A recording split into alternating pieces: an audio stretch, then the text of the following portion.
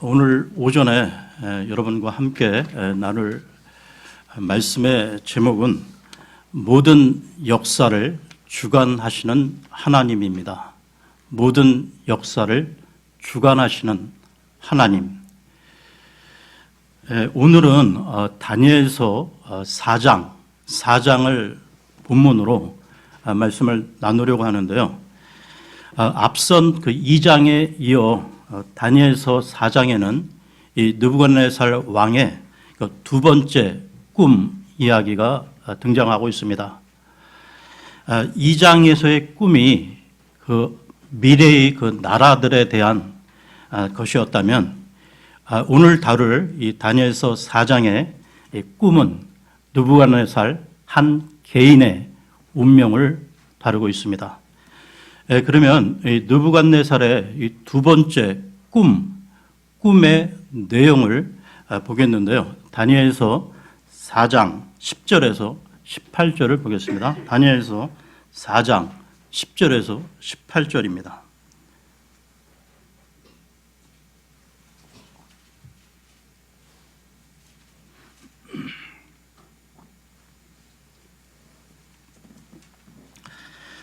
내가 침상에서 본 내 머릿속의 환상들은 이러하니라. 내가 보니 보라, 땅의 한가운데 한 나무가 있는데 그것의 높이가 높더라. 그 나무가 자라서 강하게 되고 그것의 높이가 하늘에까지 닿아 그것의 모습이 온 땅의 끝까지 이르렀으며 그것의 잎사귀들은 아름답고 그것의 열매는 많아서 그 나무 안에 모든 사람이 먹을 것이 있고 또 들의 짐승들이 그 밑에 그늘에 있으며 하늘의 날짐승들이 그것의 가지들에 깃들이고 모든 육체가 거기서 먹을 것을 얻더라. 내가 내 침상에서 내 머릿속의 환상들 속에서 보는데 보라, 한 순찰자 곧 한 거룩한 자가 하늘로부터 내려와 크게 외치며 이같이 이르기를 그 나무를 베어내고 그것의 가지들을 자르며 그것의 잎사귀들을 흔들어 떨고 그것의 열매를 흩으며 짐승들을 그 밑에서 떠나게 하고 날짐승들을 그것의 가지들에서 떠나게 하라. 그럼에도 불구하고 그것의 뿌리들의 그루터기는 땅에 남겨두되 새와 노띠로 메고 들의 연한 풀 가운데 있게 하라. 또 그것을 하늘의 이슬에 젖게 하며 그의 몫이 땅의 풀 가운데서 짐승들과 함께 있게 하라. 그의 마음을 바꾸어 사람의 마음과 같지 아니하게 하고 짐승의 마음을 그에게 주며 7대가 그의 위로 지나가게 하라. 이 일은 순찰자들의 칙령에 따른 것이요 이 요구는 거룩한 자들의 말에 따른 것이니 그 목적은 지극히 높으신 이가 사람들의 왕국에서 다스리시고 자기 뜻대로 그것을 누구에게든지 주시며 또 사람들 중에서 가장 비천한 자를 그것 위에 세우시는 줄을 산자들이 알게 하려 함이라 하였느니라. 나 느부갓네살 왕이 이 꿈을 보았나니 오 벨드사사라, 이제 너는 그것의 해석을 밝히 고하라. 내 왕국의 모든 지혜자들이 능히 해석을 내게 알려주지 못하였으나 너는 할 수 있나니 거룩한 신들의 영이 내 속에 있느니라. 어느 날 왕은 또 꿈을 꾸게 되었는데요. 느부갓네살 왕은 이 큰 제국의 절대 군주였지만 이 꿈으로 인해 번민과 근심에 빠지게 됩니다. 그리고 이번에도 바빌론의 모든 박사들을 불러 꿈 해석을 하게 했는데요. 그러나 그들은 하지 못했다는 것이죠. 그래서 왕은 마지막으로 다니엘을 부르게 됩니다. 왜냐하면 이 다니엘에게는 거룩한 신들의 영이 있다고 믿었기 때문이죠. 여기서 우리는 세상 지혜를 가진 자들이 영적 지혜를 가진 자들을 당할 수 없음을 보게 됩니다. 이 지혜와 관련해서요, 잠언으로 가겠습니다. 잠언 4장 7절, 8절을 보겠습니다. 잠언 4장 7절, 8절입니다.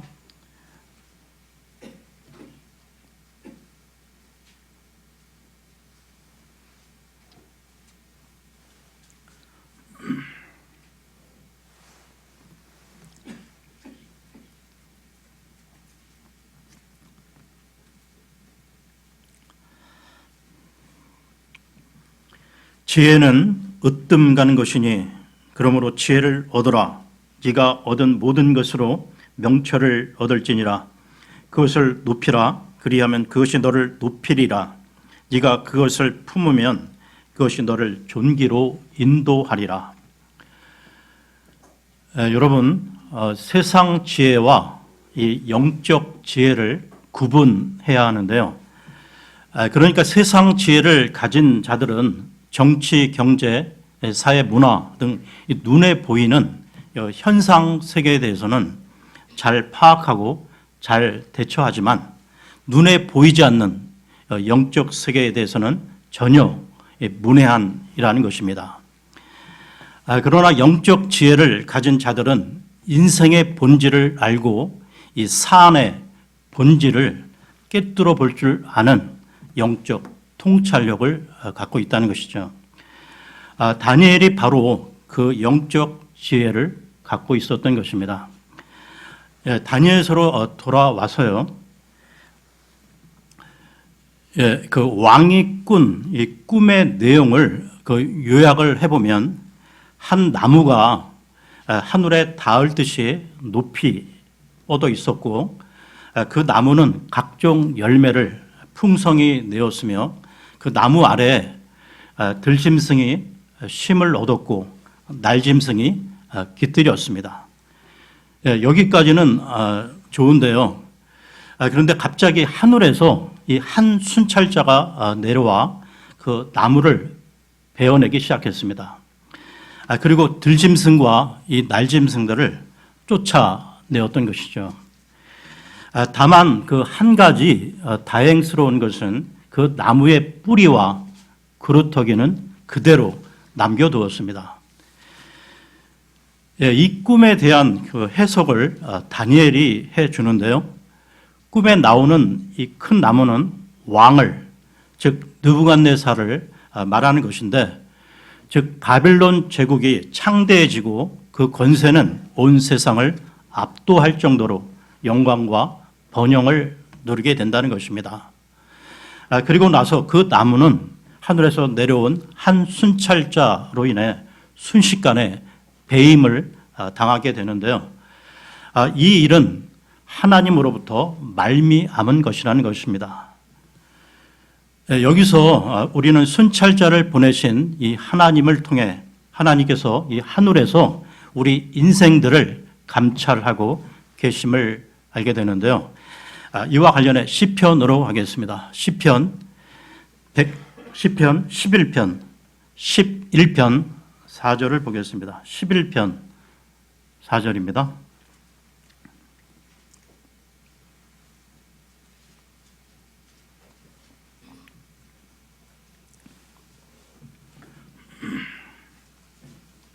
(11편) 4절입니다.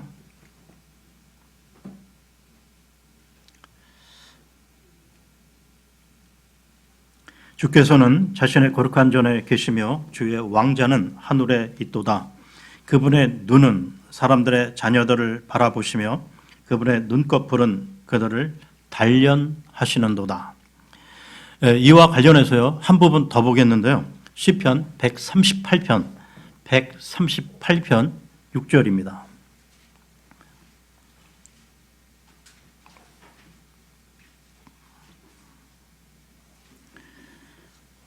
(138편) 6절입니다.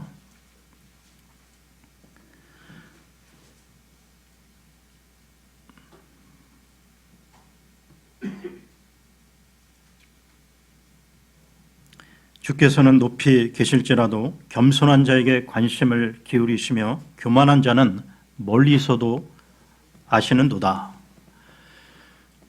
하나님은 하늘에서 이 느부갓네살 왕을 감찰하고 계셨는데요.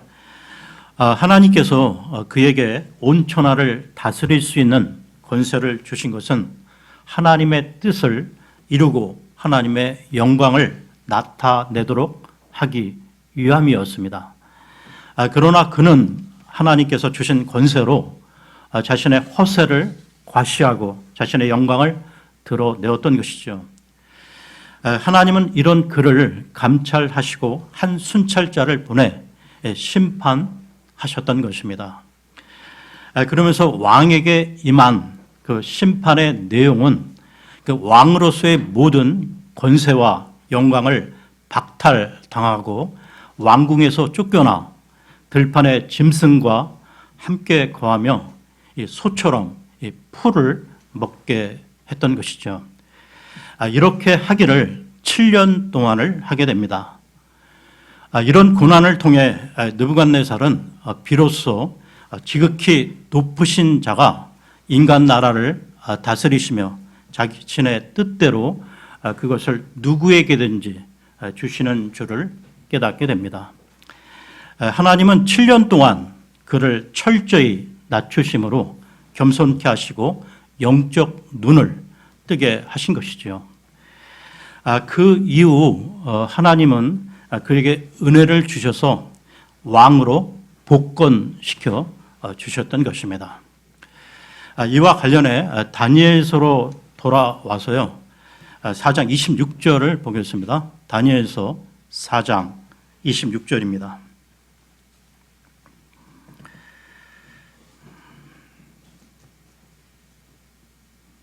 또 그들이 그 나무 뿌리들의 그루터기를 남겨두라고 명령하였은즉 하늘들이 다스림을 왕이 안 뒤에야 왕의 왕국이 왕에게 확실히 돌아가리이다.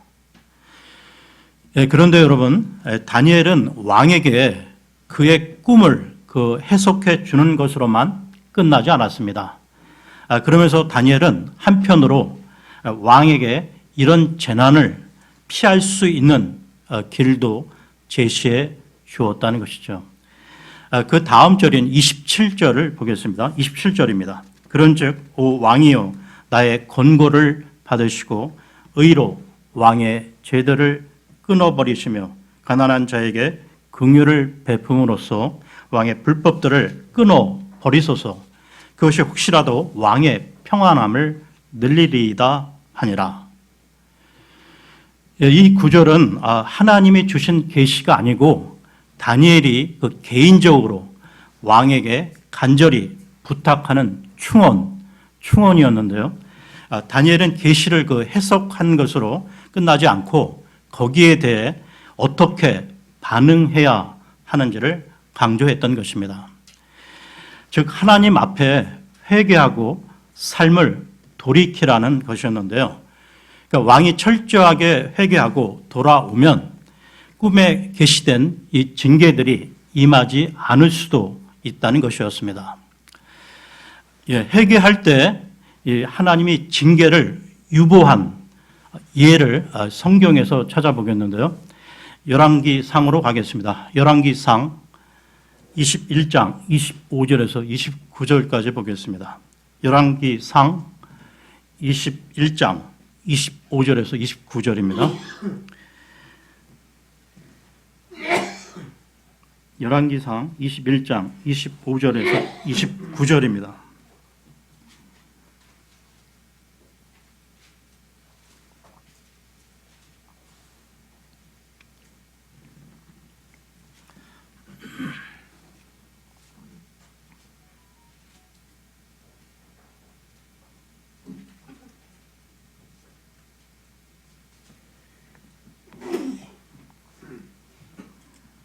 그러나 아합과 같이 자신을 팔아 주의 눈앞에서 악을 행한 자가 아무도 없었으니 그의 아내 이세벨이 그를 부추겼더라. 그가 주께서 이스라엘 자손 앞에서 쫓아내신 아모리 족속이 행한 모든 것에 따라 우상들을 따르는 일에서 매우 가증하게 행하였더라. 아합이 그 말씀들을 들을 때 자기 옷을 찢고 굵은 배를 몸에 두르며 금식하고 굵은 배에 눕고는 천천히 가니라. 주의 말씀이 디셉 사람 엘리야에게 임하니라. 이르시되 아합이 내 앞에서 겸손히 행하는 것을 네가 보느냐? 그가 내 앞에서 겸손히 행하였으므로 내가 그의 시대에는 재앙을 내리지 아니하고 그의 아들의 시대에 그의 집에 재앙을 내리리라 하셨더라. 하나님은 어떤 그 흉악한 죄인이라도 진실되게 죄를 회개하면 누구든지 받아주시는 긍휼과 자비가 풍성하신 분이신데요. 다니엘은 이 하나님의 마음을 품었기에 느부갓네살 왕에게 조언할 수 있었던 것입니다. 여러분, 왕은 이 다니엘로부터 꿈 해석을 들었을 때 크게 놀라고 고민도 많이 했겠죠. 그러나 시간이 지나갈수록 그는 그 꿈에 대해 까맣게 잊어버리게 됩니다. 다시 다니엘서로 돌아와서요. 4장 28절을 보겠습니다. 다니엘서 4장 28절입니다. 이 모든 일이 느부갓네살 왕에게 임하니라. 이 모든 일이 다 임했다는 것은 그분이 이 꿈을 통해 하신 그 징계의 말씀이 세밀하게 다 이루어졌다는 건데요. 여러분, 이 하나님의 말씀은 하나도 이 땅에 떨어지지 않고 이 말씀을 받는 사람에게 그대로 이루어지게 됩니다. 그 말씀을 하신 이가 하나님이시기 때문이죠. 여러분, 이 느부갓네살의 꿈을 통해 말씀을 받는 그 사람의 영적 상태에 따라서 그 말씀이 축복일 수도 있고 심판일 수도 있음을 보게 됩니다.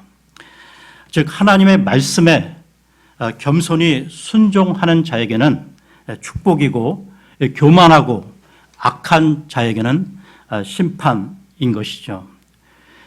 그래서 그리스도인인 우리가 하나님의 말씀을 받는다는 것은 언제나 두렵고 떨리는 일이 아닐 수 없다는 것입니다.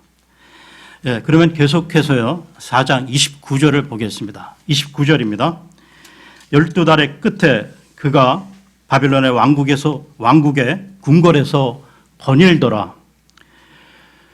12달의 끝에라고 말씀이 그 실제로 이루어진 때를 알려주고 있는데요.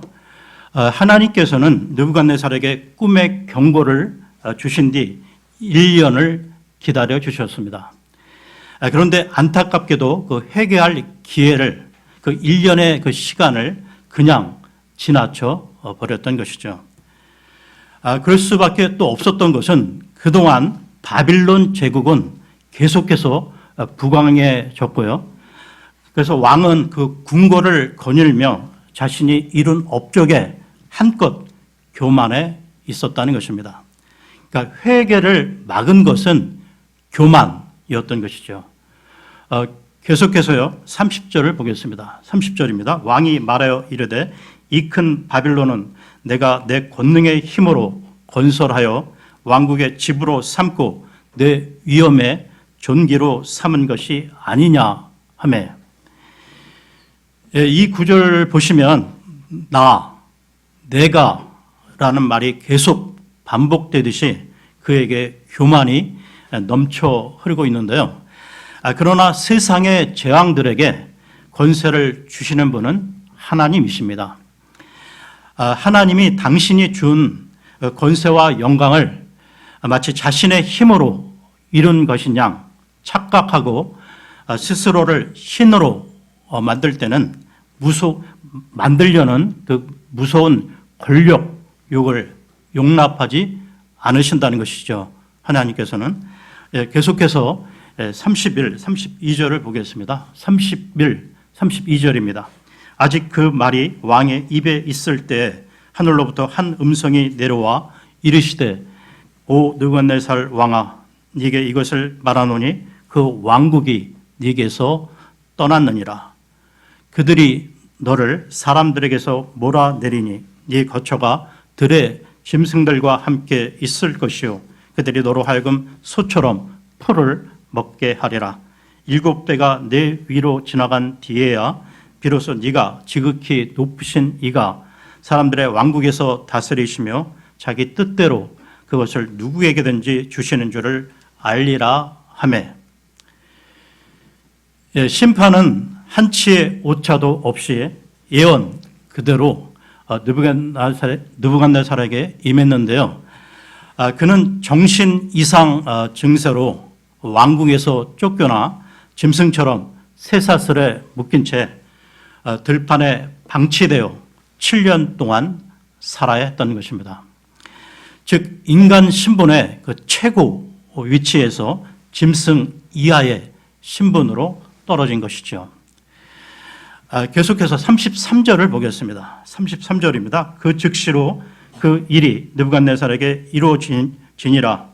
그가 사람들에게서 쫓겨나 소처럼 풀을 먹으며 그의 몸이 하늘의 이슬에 젖고 마침내 그의 머리털이 독수리의 깃털같이 자랐으며 그의 손톱이 새들의 발톱같이 되었더라. 심판의 그 일이 즉시로 이루어졌는데요. 여러분, 우리들은 보통 그 하나님이 우리 생각과 달리 너무 느리게 움직이신다. 그래서 너무 답답하다고 생각하기 쉬운데 결코 그렇지 않다는 것입니다.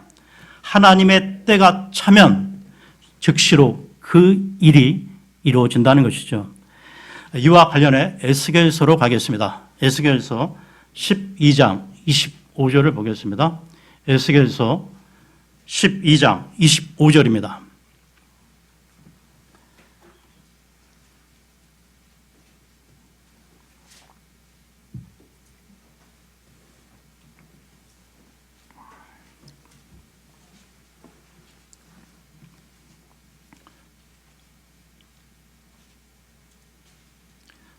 에스겔서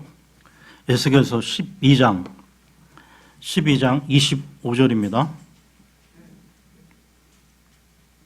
나는 주니라 내가 말하리니 내가 할 말이 이루어질 것이요 다시는 그것이 연기되지 아니하리라.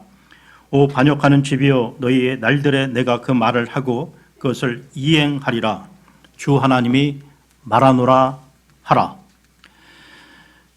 느부갓네살은 그저 왕궁을 거닐며 자신이 잘났다는 생각에 혼잣말로 중얼거렸을 뿐, 그런데 그 순간 하나님은 네 교만이 극에 달했다고 심판을 내리셨던 것이죠.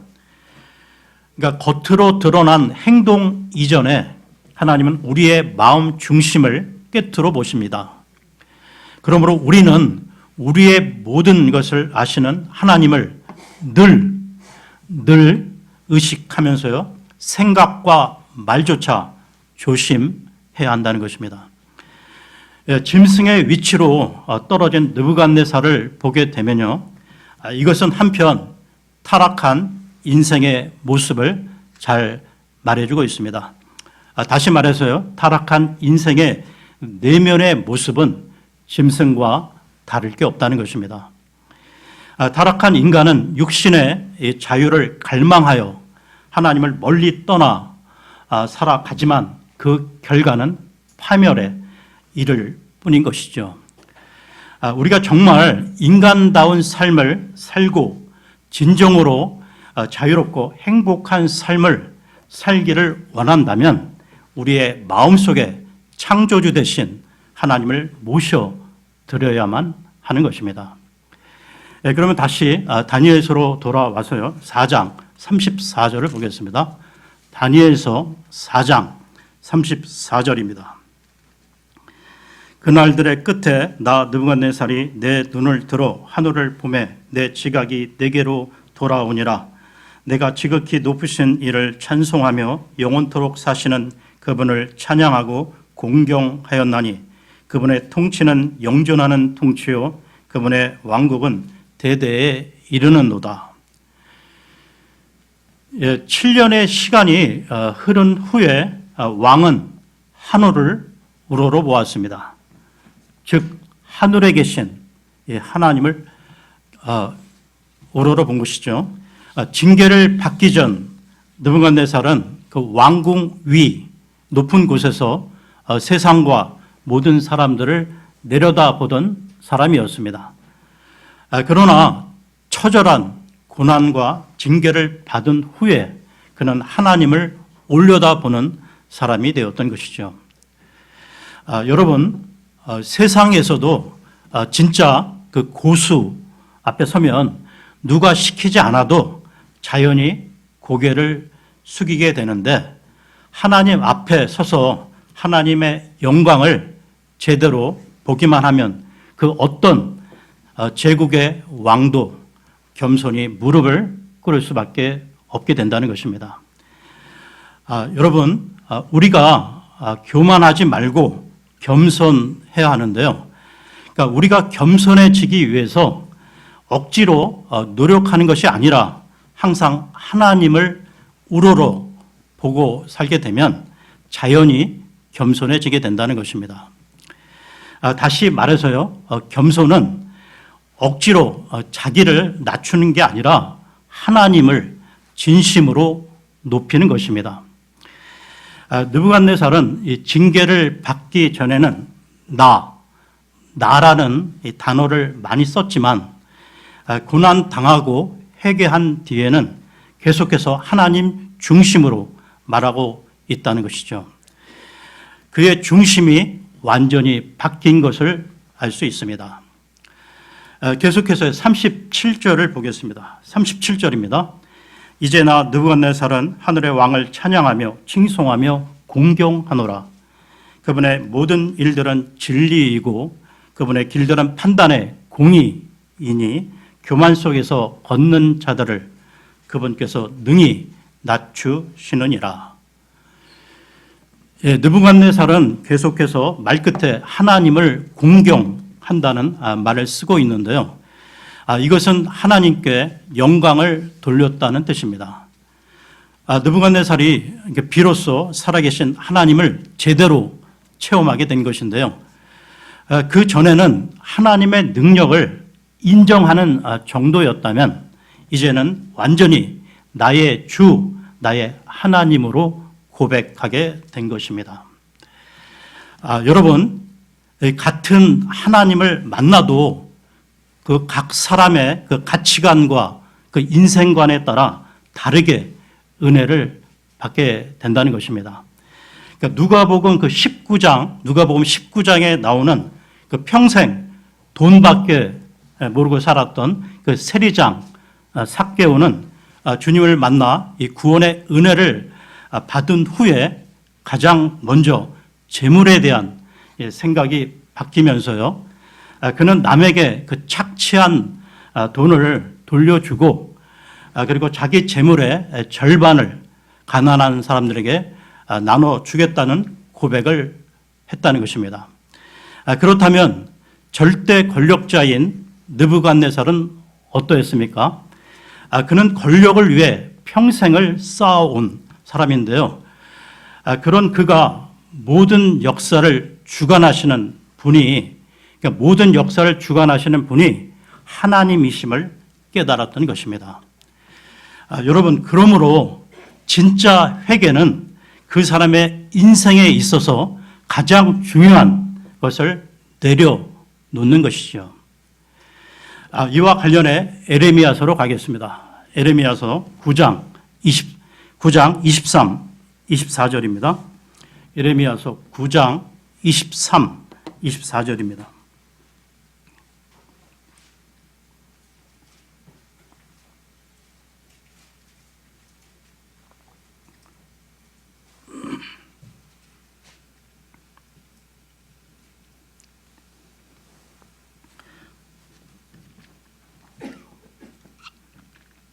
주가 이같이 말하노라. 지혜로운 자는 자기 지혜를 자랑하지 말고 용사는 자기 힘을 자랑하지 말며 부자는 자기 재물을 자랑하지 말라. 오직 자랑하는 자는 이것, 즉 자기가 깨달아 나를 아는 것과 또 내가 땅에서 인자함과 판단의 공의와 의를 집행하는 주라는 것을 자랑할지니라. 나는 이 일들을 기뻐하느니라. 주가 말하노라. 여러분, 회개는 회복으로 연결되는데요. 진정한 회개에 대한 가장 큰 보상은 확실한 회복이라는 것입니다.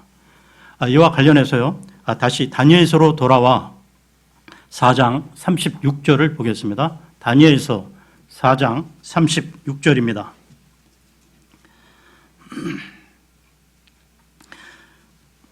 바로 그때 내 이성이 내게로 돌아왔고 또 내 왕국의 영광을 위하여 내 존귀와 광명이 내게로 돌아왔으며 내 좋은 자들과 내 귀족들도 나를 찾아왔고 내가 내 왕국에서 굳게 세워지며 뛰어난 위엄이 내게 더하여졌느니라. 느부갓네살에게 그 이성이 돌아왔는데요. 돌아왔다는 표현이 반복되고 있습니다. 돌아왔다는 말은 잃어버렸던 것이 다시 회복되었다는 것이죠. 그리고 자신의 좋은 자들과 귀족들도 찾아왔다고 했습니다. 여러분, 그 제국을 통치하던 왕이 미친 사람이 되어 7년간 통치의 그 공백이 생겼음에도 그가 회복되자 모든 것이 정상적으로 돌아온 것인데요. 이것은 하나님의 그 특별한 섭리가 아니고서는 불가능한 일이라는 것입니다. 여러분, 그 누가복음 그 15장의 그 탕자가 아버지가 계신 집으로 돌아왔을 때 잃었던 모든 것을 회복했듯이 하나님께로 돌아오면 모든 것이 회복된다는 것이죠.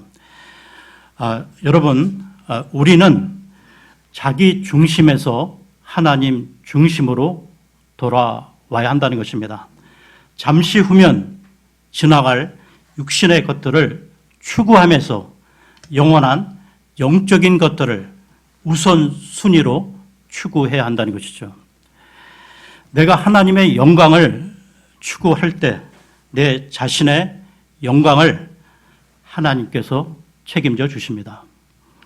여러분, 하나님을 믿는다는 것은 세상의 크고 이 화려함을 보면서 괜히 주눅들거나 초라해지거나 희생하는 것이 아니라는 것이죠. 하늘의 큰 가치와 영광을 알기 때문에 이 땅의 것들이 상대적으로 보잘것없어 보이는 것입니다. 여러분, 우리가 영원히 거할 하늘나라의 그 영광스러움을 확신한다면 잠시 스쳐 지나갈 이 세상의 화려함에 현혹되지 않는다는 것이죠. 이런 초연함이 진정한 그리스도인이 가져야 할 마음, 자세라는 것입니다. 오늘은 여기까지 하겠습니다. 감사합니다.